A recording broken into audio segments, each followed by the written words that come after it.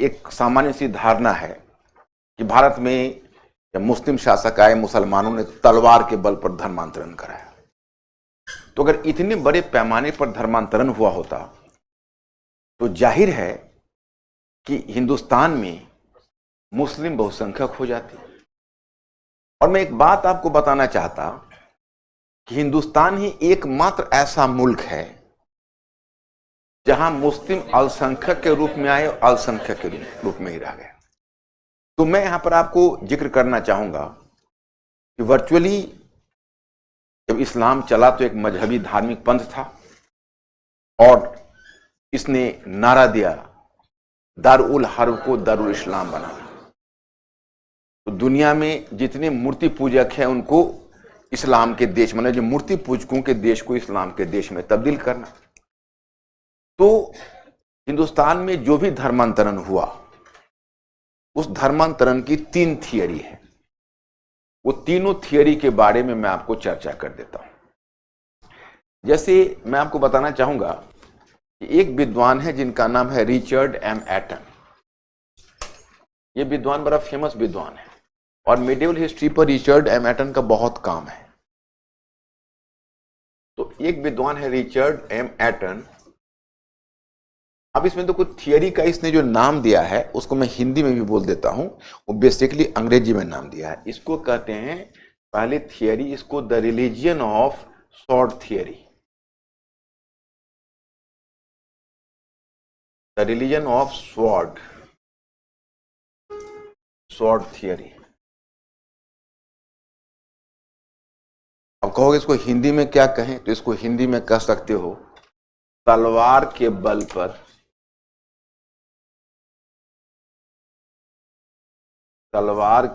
पर धर्मांतरण का सिद्धांत।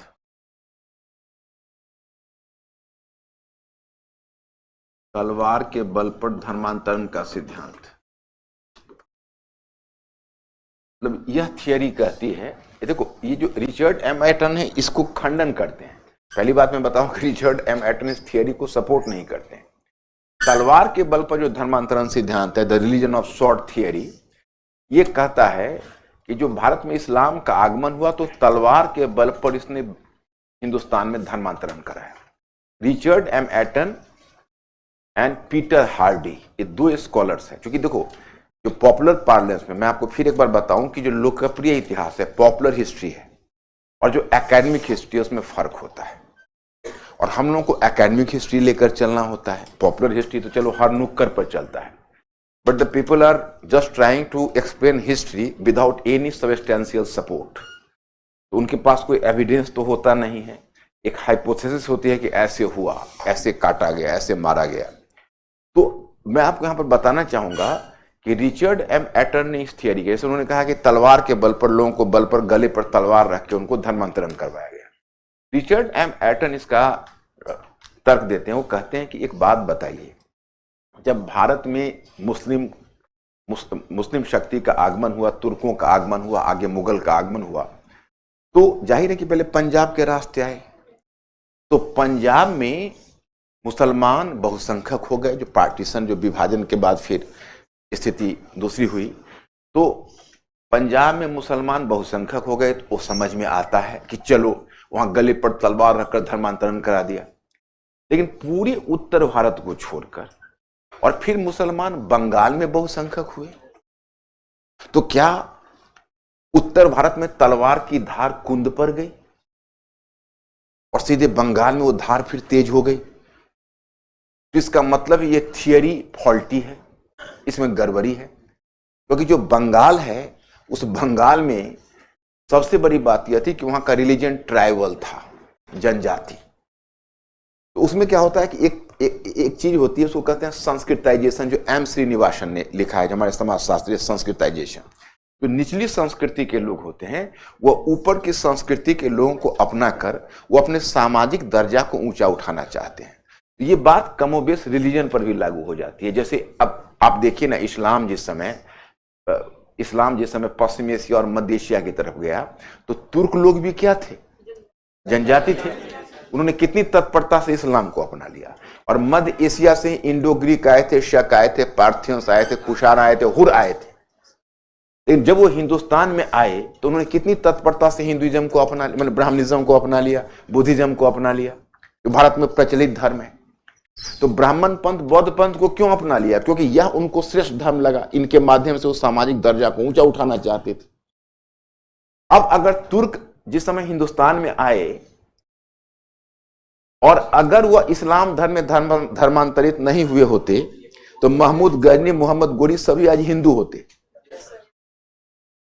क्योंकि हिंदुइज्म को एक्सेप्ट कर लेते।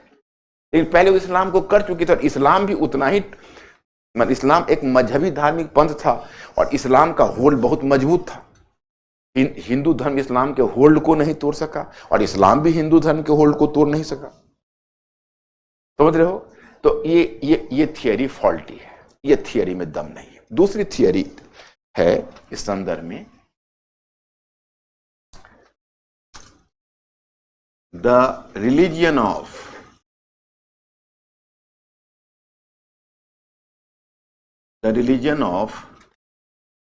Social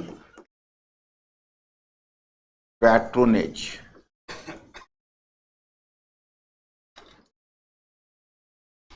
religion of social patronage theory. इसको आप कह सकते हो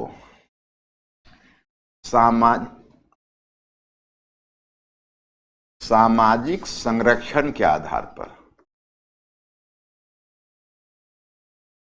सामाजिक संरक्षण के आधार पर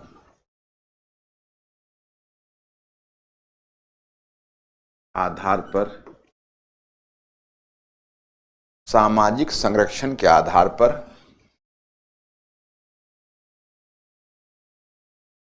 धर्मांतरण का सिद्धांत।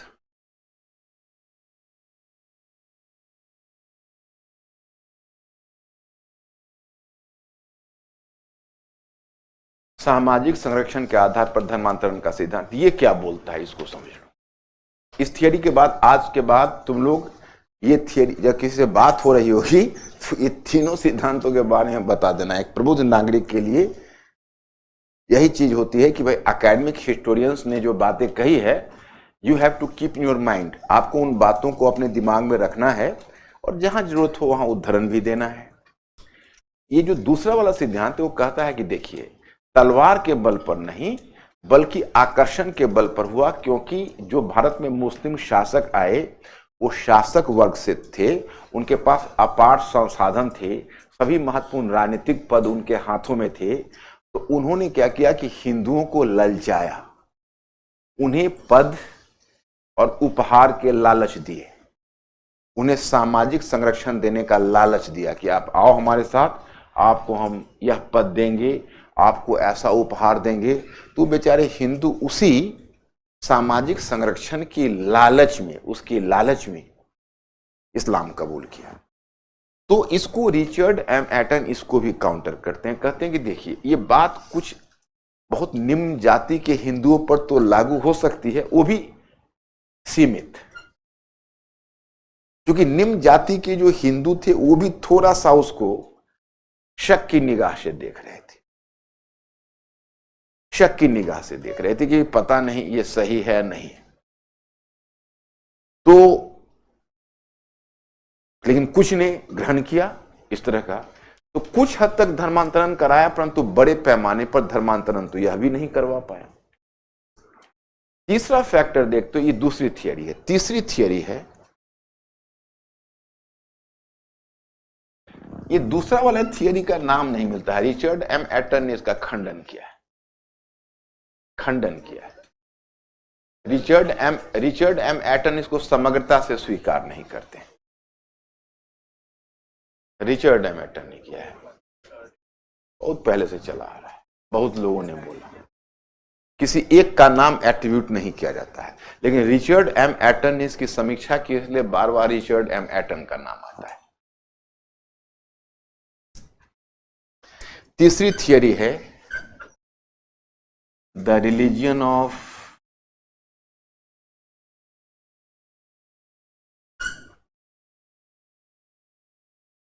the religion of social equality.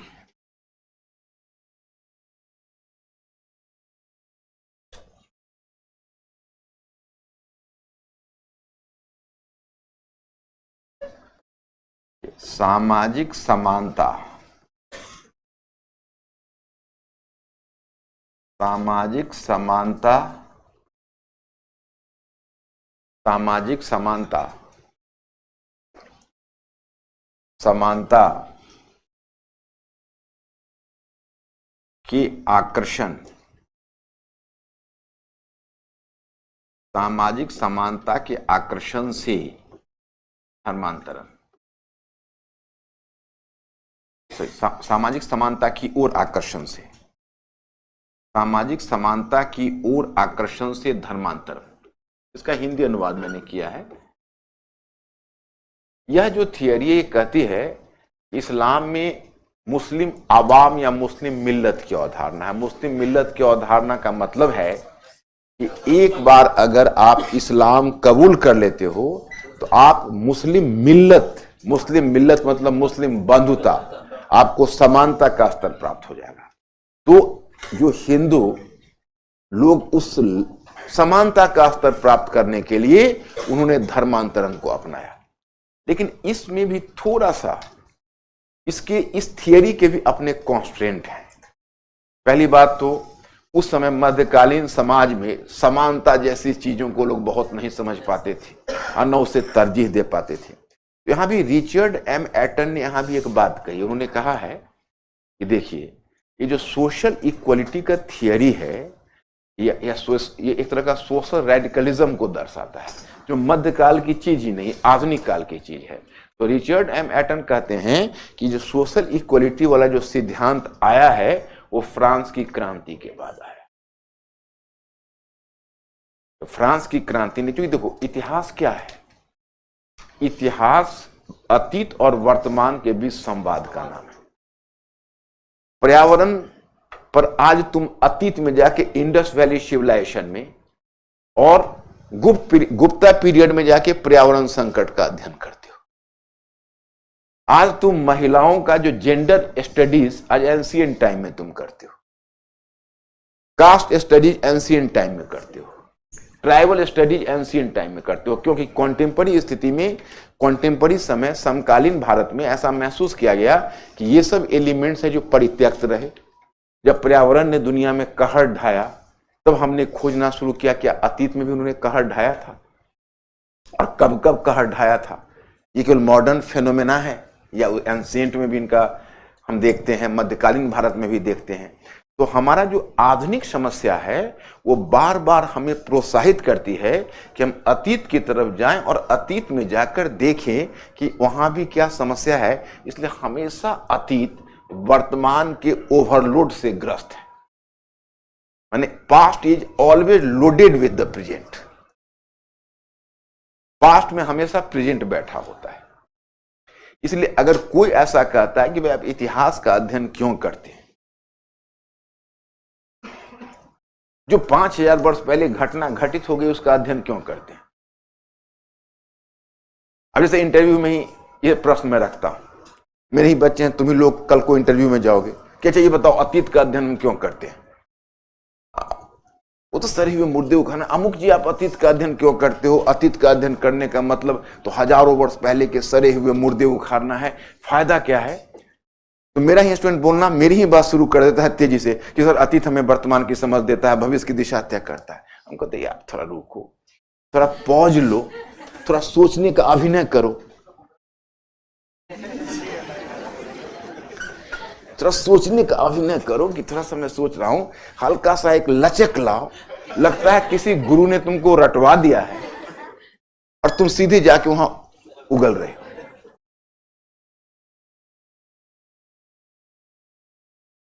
तो ये चीज मैं आप लोगों को भी बताता हूं कि इंटरव्यू में या राइटिंग में थोड़ा आप में एक नेचुरल फ्लेवर होना चाहिए,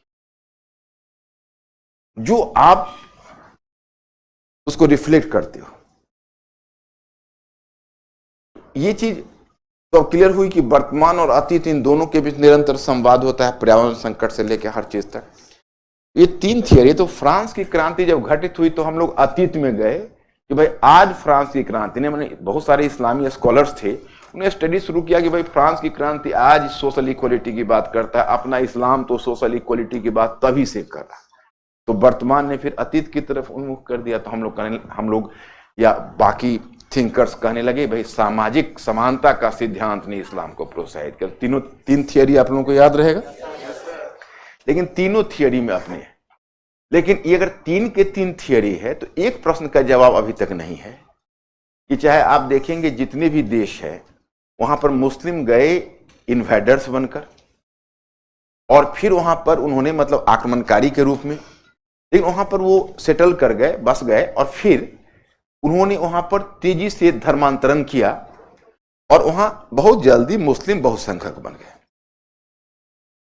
अब क्या है कि इस्लाम के बारे में कहा जाता है कि इस्लाम बहुत ही एक सर्वग्रासी धर्म था, धार्मिक पंथ था। जहां जहां इस्लाम गया वहां उसने वहां के धार्मिक पंथ को मिटा दिया और बड़े पैमाने पर धर्मांतरण करवा दिया, बड़े पैमाने पर धर्मांतरण करवा दिया। लेकिन दूसरी तरफ जो हिंदू धर्म है, वो हिंदू धर्म के बारे में भी कहा जाता है कि वह भी एक सर्वग्रासी धर्म है। जितने भी विरोधी मतांतर और दृष्टिकोण हुए उसको हिंदू धर्म ने उद्ध्वस्त कर लिया। मेरा विश्वास है कि जैसे ये जो थियरी चाहे इन बातों को है, तो मेरे स्टूडेंट कभी इंटरव्यू में फंस नहीं सकते। मेरे इंटरव्यू अब हमारे स्टूडेंट अभी भी जो मेरे स्टूडेंट इंटरव्यू में जा रहे हैं, वो चाहे बोर्ड उसको किसी भी दिशा से क्वेश्चन में घेरे, वो नहीं घेरा जा सकता है। बस मैं केवल उनको इतना ही प्रशिक्षण देता हूं कि तुम ऐसा करना कि तुम बोलने के क्रम में एक व्यावहारिक समझ दिखाना। मतलब ऐसा ना लगे कि पहले से तुम ट्रेंड हो, मतलब तुमने अभी सोचा है और अभी उत्तर दे रहे हो। मतलब थोड़ा सा तुमको अभिनय करना पड़ेगा, हल्का सा बस। बाकी तुम्हारे नॉलेज बेस को कोई चैलेंज नहीं कर सकता। तो दिस पॉइंट इज, तो अब सवाल है कि हिंदुइज्म में जो भी दूसरे मतांतर और दृष्टिकोण आए उसको हिंदू पंथ ने अपने में उद्ध्वस्त कर लिया, समाहित कर लिया। लेकिन इस्लाम एक ऐसा धार्मिक पंथ था जिसको ना तो हिंदू धर्म अपने में समाहित कर सका, ना इस्लाम हिंदू धर्म को मिटा सका। तो मुस्लिम भारत में अल्पसंख्यक के रूप में आए, अल्पसंख्यक बनकर ही रहे। एक और मैं दिलचस्प बात इसी से जुड़ा हुआ बताता हूं कि जब इस्लाम आया था तो इस्लाम इस वायदे के साथ आया था कि हम हिंदुस्तान में जाति व्यवस्था को मिटा दें।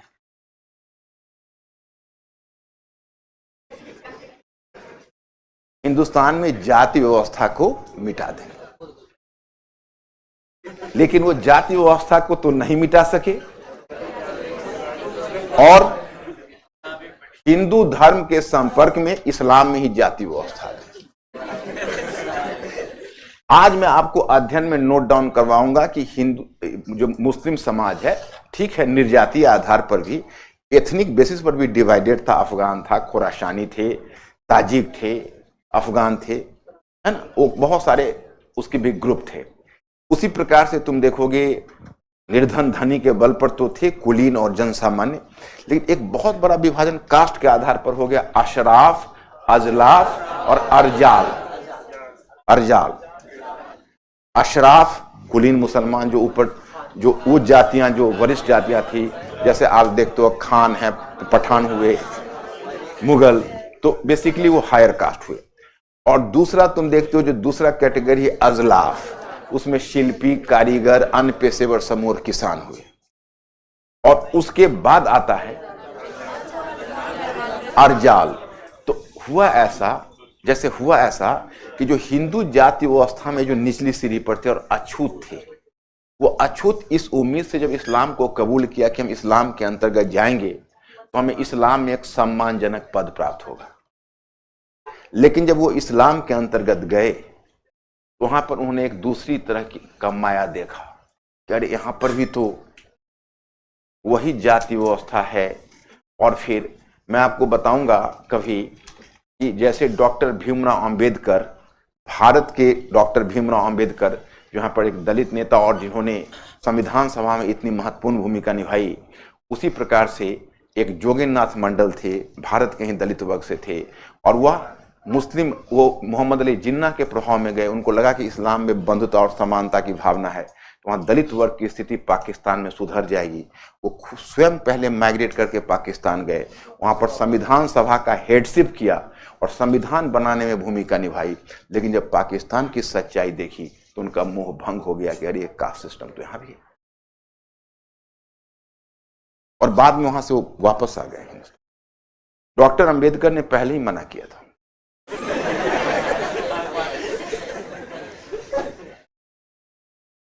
कि आप पाकिस्तान से उम्मीद नहीं कर सकते।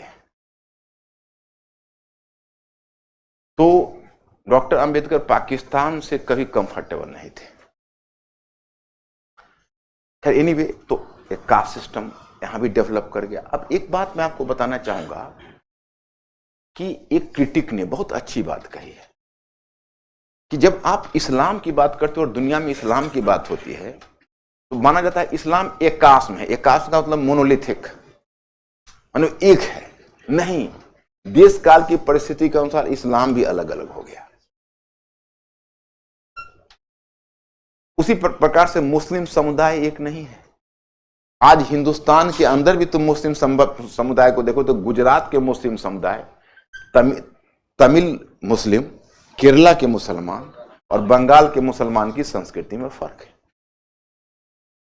दक्षिण भारत वाले मुसलमान उनके साथ सांस्कृतिक रूप से ज्यादा कंफर्टेबल फील करेंगे हिंदू अपेक्षा के उत्तर भारत के मुसलमानों के, तो वो भी इडली डोसा ही पसंद करेंगे।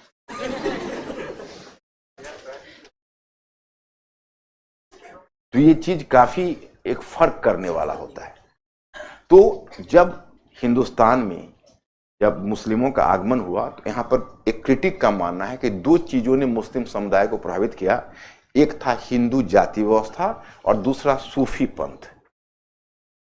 मुगल बादशाह के बारे में कहा जाता है कि कोई भी मुगल बादशाह मक्का नहीं गए, और जब भी गए तो सूफी पंथ के जो कोई सूफी संत हैं, सूफी संत के दरगाह पर गए।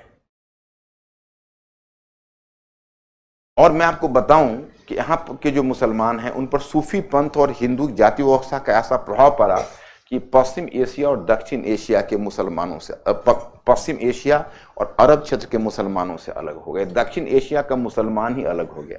अब पाकिस्तान बट गया, दुर्भाग्य है। नहीं तो पाकिस्तान के मुस्लिम की भी वही संस्कृति थी जो भारत के मुसलमान, क्योंकि दोनों तो एक ही जगह से अलग अलग हुए। और बांग्लादेश, मतलब पूरी दुनिया में सबसे अधिक मुसलमानों की संख्या दक्षिण एशिया में। अगर भारत, पाकिस्तान और बांग्लादेश के मुसलमानों को मिलाओगे तो दुनिया में सारे क्षेत्रों के मुसलमानों से ज्यादा संख्या है, परंतु इनकी संस्कृति अलग है।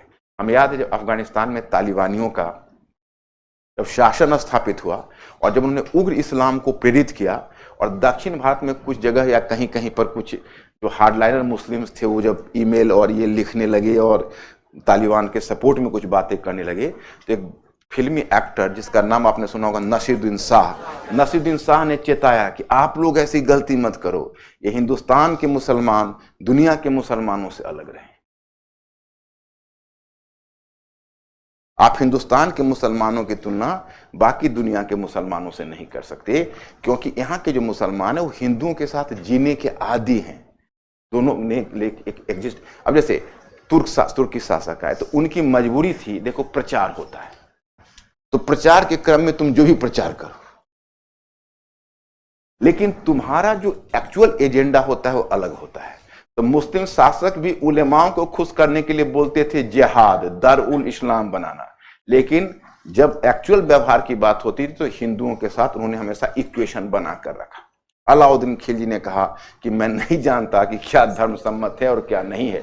और जब उलेमाओं का एक वर्ग इल्तुतमिश से मिला कि इस हिंदुओं को जबरन इस्लाम धर्म में धर्मांतरित कराया जाए, तो इल्तुतमिश की ओर से उसके मंत्री जुनैदी ने कहा हिंदुस्तान में मुसलमानों की उतनी ही संख्या है जितना सब्जी में नमक। समझ सकते हो? तो इसलिए इन्होंने एक तरह से कोएग्जिस्ट किया। एक अभी मैंने हाल में एक पुस्तक पढ़ी थी, उसमें लिखा हुआ था कि यूरोप कभी भी मतलब यूरोप में जो क्रिश्चियन सोसाइटी है या यूरोपीय समाज है वो कभी मुस्लिम समाज के साथ सह अस्तित्व नहीं बना सका। उनके बीच जिहाद भी हुआ, तो क्रूसेड्स भी हुए, और यूरोपीय समाज और मुस्लिम समाज एक दूसरे के प्रति अनकंफर्टेबल हमेशा रहे।